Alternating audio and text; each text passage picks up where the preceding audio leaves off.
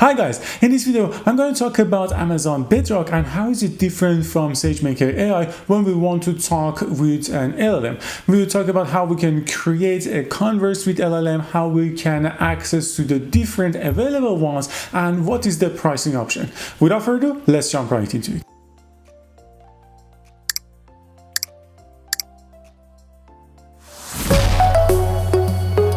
Welcome everyone to your channel, AI Fun Fact for All. For those of you who are new to this channel, my name is Bedrock. I have a PhD in computer science, and in this channel we talk about AI and machine learning and how we can use it in order to improve our efficiency. As I mentioned, in this video I'm going to talk about Amazon Bedrock.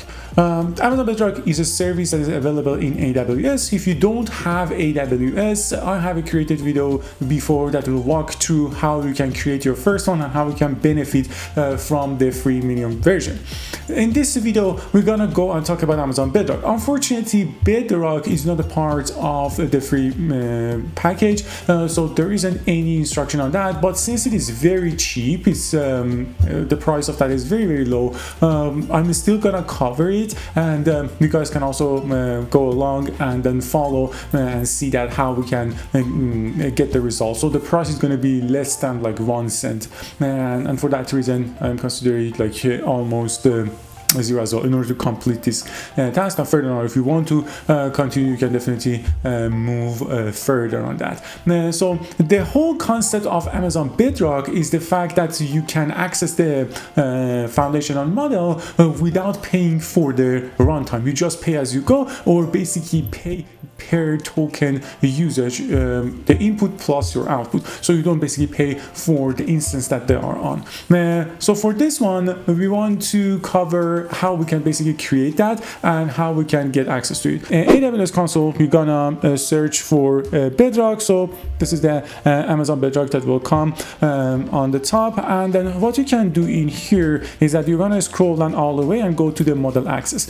So here are 51 different models that are available, that are from Amazon, from Anthropic, Cohere, DeepSeek, Luma, Meta, Mistral, Stability AI. So these are the different models. You don't see the OpenAI in here, and the reason is because of their partnership with Microsoft, so they can only provide it inside the Azure platform, so they can provide it in here. What we want to talk about in here, you have to basically request to access. Right now I just access the Nova Micro, so this is the one that is actually going to be very cheap. If you want to see the pricing, you can basically go in here and search for Amazon Bedrock pricing, and here you can basically see that what are the pricing options for each of the models. So we're going to go to Amazon, and then you can see the Micro Pro. This is the price per 1,000 input token,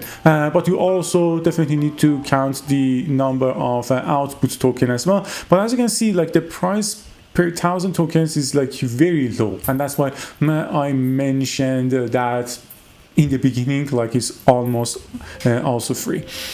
So I'm just gonna make this one available. So the only thing that you need to do, you need to just click on access and request model access.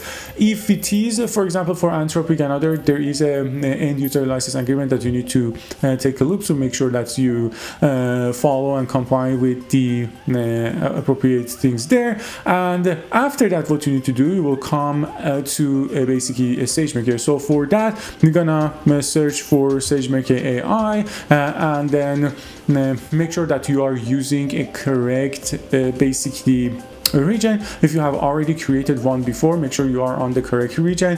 And then what you're gonna do is that you're gonna go into the configuration to the domains. You should probably have one domain that is in service right now, and then if you click on it, you go to the user profile. This is the user that you are currently in. If you haven't one, you can just create one for yourself, and then you're gonna choose and click on the basically a studio. So this studio will create the SageMaker studio for you, and then after that you can basically click on Jupyter Lab, and then click on the Jupyter Lab that you have. There are basically different ways that you can access this LLM that you granted for your Bedrock. The first one is inside the Bedrock console itself, so we'll talk about that. And then there's another one which basically you can create it on your own programming language. For example, by accessing accessing the APIs, you can basically create and get access to that. So we'll also cover that one,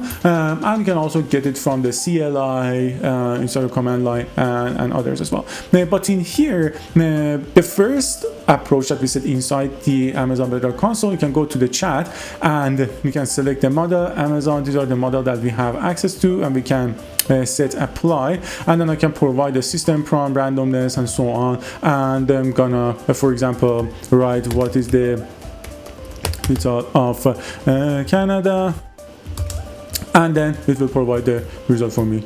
So you're gonna click on open, and it will basically open the Jupyter lab for you. In the beginning, you might not see anything in here, so it's completely gonna be free, but that's fine. What you need to do, so for me, I've actually created a folder, but it's up to you. There might be nothing in here, so you just click on the terminal, and then I put a link for the GitHub, so you can basically upload and get this one for yourself. So you just write git clone and then the URL in the link of the description, and it brings it in here. So this is the file that we have. So we can now walk through. What we have in here is that we are using the SageMaker in a way to talk to it. It doesn't necessarily have to be this. You can basically also work on it completely on your own IDE, but the only difference that it makes is that in here you need to, if you are outside the ecosystem of AWS, you need to basically also define what is your user, what is your, for example, ARN that you want to access, and so on. But if you are inside the ecosystem, you basically don't need to define that. You just need to define your region. So here you install the Boto tree. Basically, it's not also needed. Almost always, if you are inside, basically here it's already have access to it.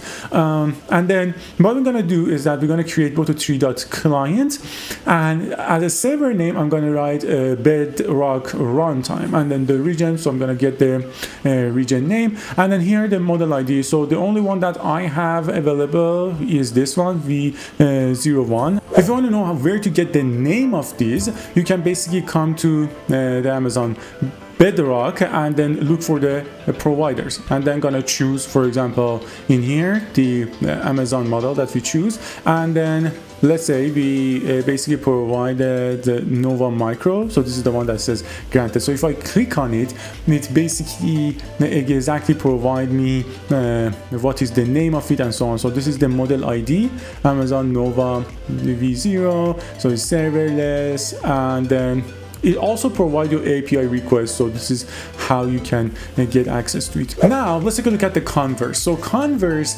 is the new version of communicating with LLM that comes after the invoke. What it does is that you're gonna say client.converse, you give the ID, you give the message, so this is the role, the content, and then basically the inference configuration, number of tokens and top P, and then we're gonna, if there was an issue, you're gonna create the result. So here we create that, and then I'm gonna say invoke Bedrock model, and I'm gonna say, for example, what is the capital of Italy. I can actually also check something in here.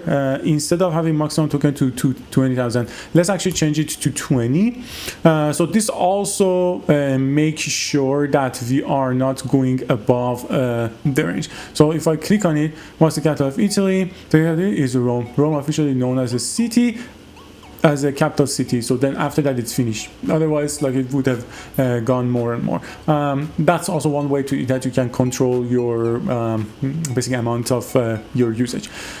Here we can see the stream version of it, which basically you create a Converse stream, and then again I'm gonna check it to 20, and then I'm gonna say says that okay, in content block data std_out.write, std_out.flush. So this one will basically try to get the result for me faster, and I'm just gonna go to the first one because I didn't enable the other one.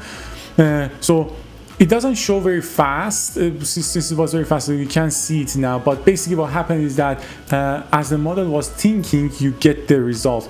So I think it would be a good idea to actually make this one larger.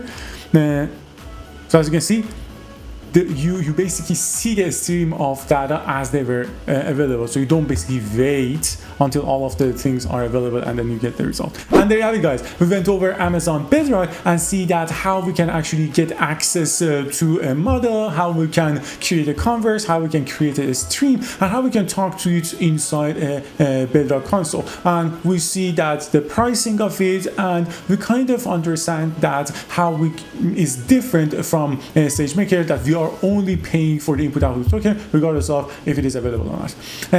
If you enjoy this type of video, make sure to like it. More important, subscribe to the channel so you get more information like this. If you enjoy and want to see more videos like this, you can watch this video that I created and talk about how we can use the AWS SageMaker in order to create a RAG, a full pipeline, or you can watch this video that I talk about how we can use the Gemini API to actually talk to a PDF or basically an image. Thanks for watching and see you until the next one.